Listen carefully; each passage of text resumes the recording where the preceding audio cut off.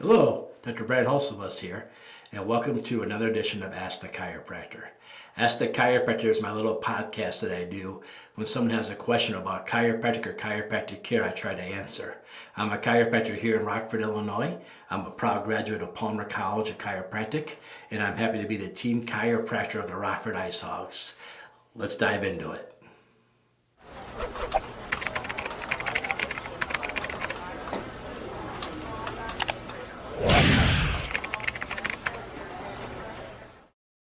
Hello.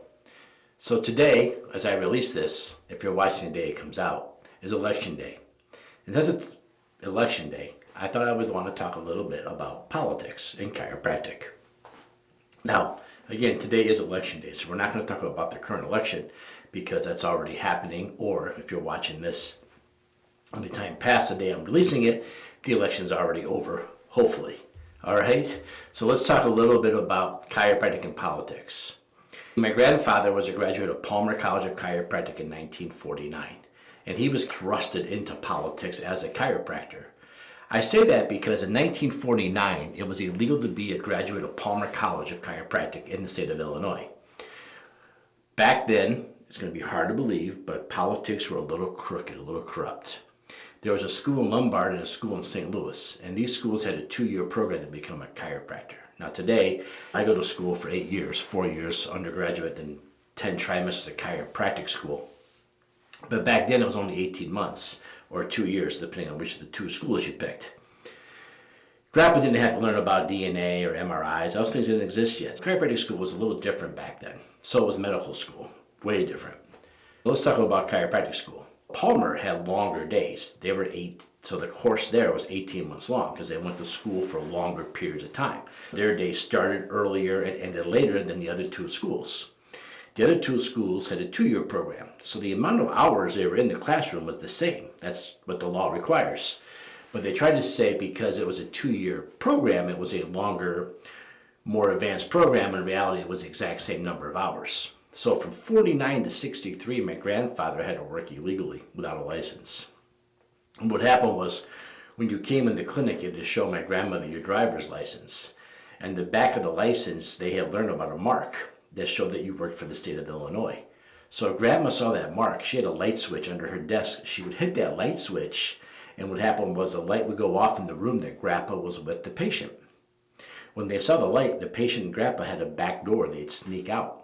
And across the street was a coffee shop. So if you came to your appointment and somebody from the state of Illinois was there to get my grandfather, my grandmother would look at you, drop a wink, and say, Dr. Bob is running way behind. Why don't you go grab some coffee across the street? And you knew that guy in that waiting room was there to arrest my grandfather. Now, he always was one step ahead of him. He never got arrested.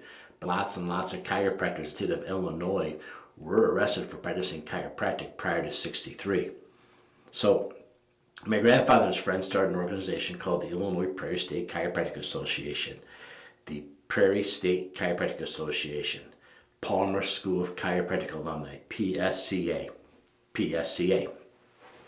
There's another one in North Carolina called the Palmetto State Chiropractic Association, again, PSCA.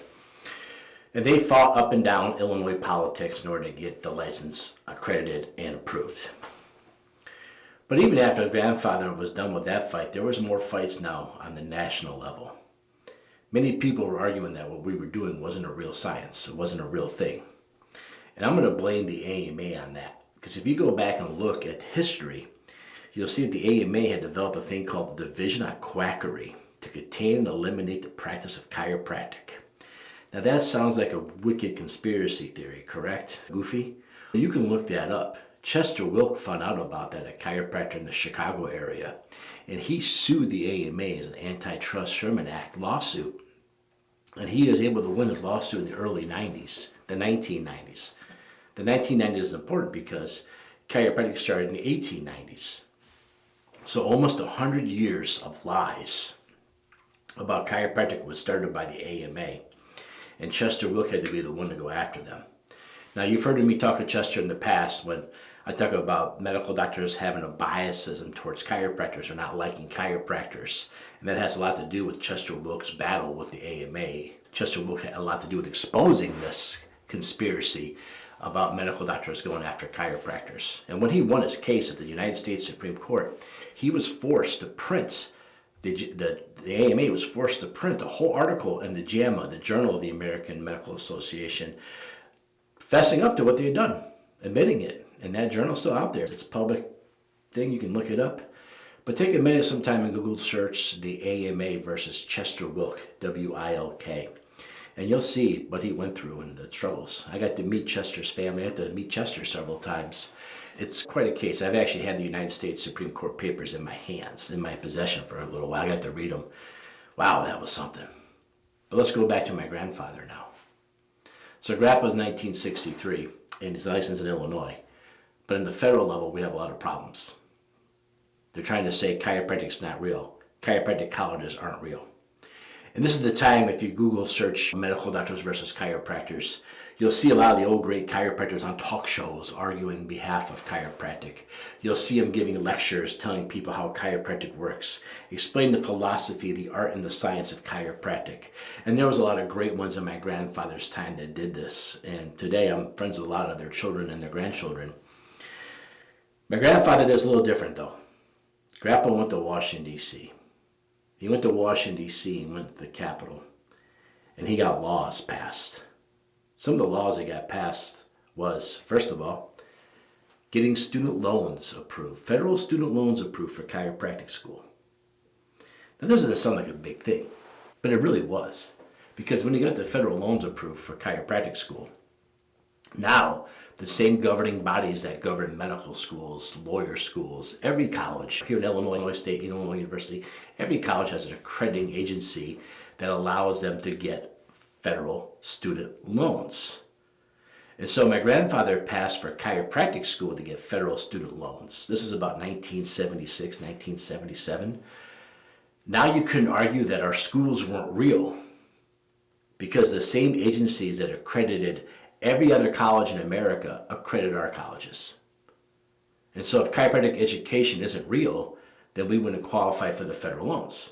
And so by getting the federal loans to cover chiropractic schools, now all of a sudden chiropractors really do go to real colleges. Our schools are legit, no matter what the AMA and other people at that time are saying about us.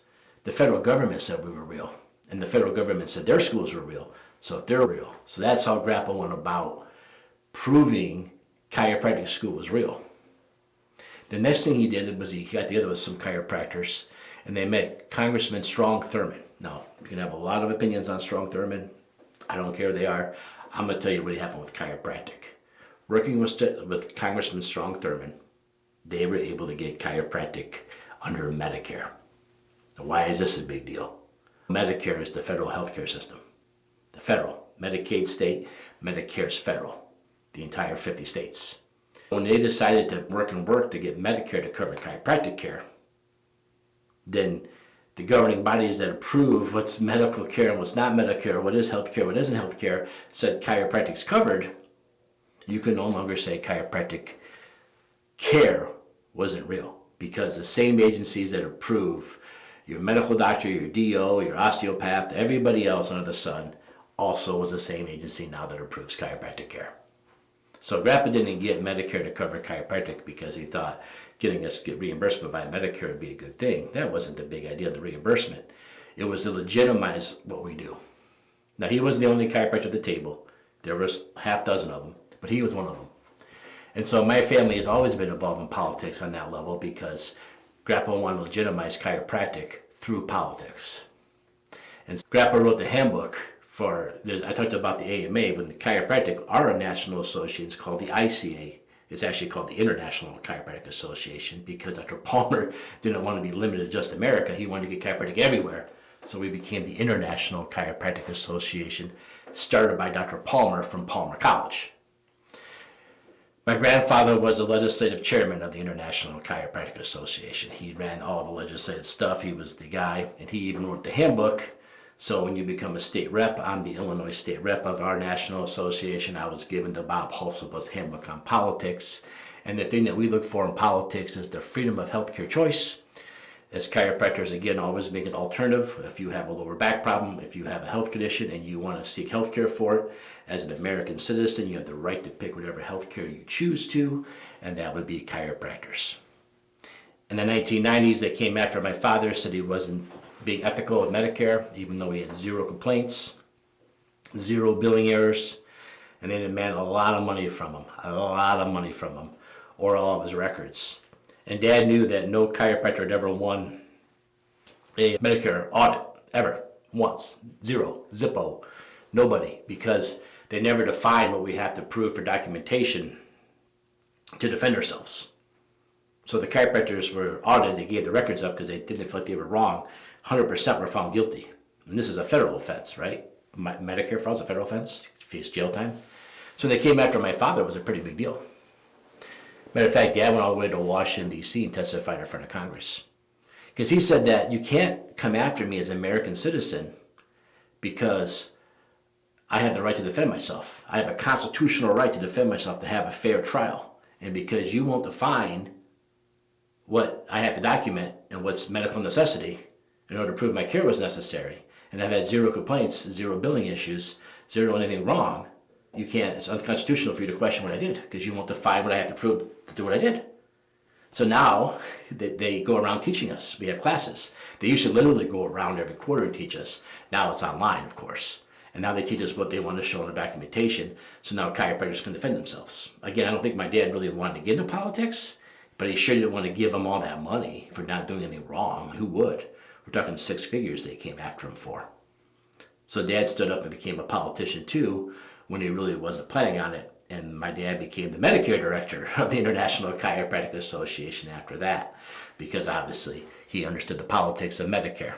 Now today, myself, I follow their footsteps. I'm in the same practice. We've been open since 1949. Grandpa, Dad, now me.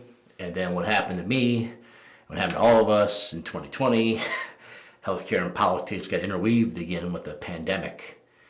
And I wasn't looking to get that involved in politics. I wasn't looking that involved to get in that kind of stuff. But what happened was COVID came, and they came after chiropractors big time. And here in my county, the health department came to one chiropractic clinic. She called me and she said, I don't know what to do. They came in, they told me I can't get within 6 feet of my patient. How am I supposed to see my patient if I can't get within 6 feet of them? I get other phone calls from other chiropractors they tell me I got to wear a mask. And I'm like, yeah, there's a state mandate. Everybody has to wear a mask. You're not an exception. And then they started passing laws on mandatory vaccines for healthcare providers, and all this stuff started coming down. So I started calling my legislators the way I was taught by my dad and my grandfather. Got to know them all, talk to them all, and we were able to finally come up with reasonable requests for chiropractors and reasonable requests for us to be able to see our patients and do what we termed as ease the strain of the medical system by taking in people we normally wouldn't see to help everything go through. And that made them want to keep us open. And next thing you know, I became the Medicare and the legislative chairman of the International Chiropractic Association. So the Hulsebus family, my bloodline from my grandfather and my dad and myself, have always been very involved in chiropractic politics. Not politics, but chiropractic politics. We always vote for whoever gives chiropractors the most rights to be able to take care of our patients. We also vote for whoever protects our patients' rights to be able to choose to come to a chiropractor. So if you ever drive by my office and you see a sign out front, that's why the sign's there. I have it up there because this is a person that fights for chiropractic rights, for the patient to be able to see the chiropractor and for the chiropractor to be able to see the patient. So when it comes to politics, why am I called the legislative chiropractor, the political chiropractor? It's because I get involved, because I'm fighting for patients' right and access to chiropractic care. This is my grandfather did in the 40s, the 50s, and the 60s, and the 70s, and my father did in the 90s and 2000s. I took over in 2020, and we're running with it ever since. So, yeah, when people talk about politics, I tend to get a little involved. People go to political dinners and political functions. They're surprised to see me there, but that's why I'm there.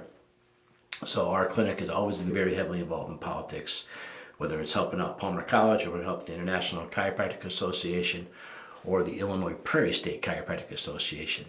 We've always been there, we always will be there, and that's who we are. That's why we try to be leaders in our field. All right, so there you have it. Chiropractic and politics, a Hulsebus point of view. All right, thanks for tuning in, listening. Hope this wasn't too boring, me talking about myself and my family. But if you have a question about chiropractic care, go ahead and leave me a message or a comment below and we'll get back to you. And that's my spiel on politics. Thanks, everybody.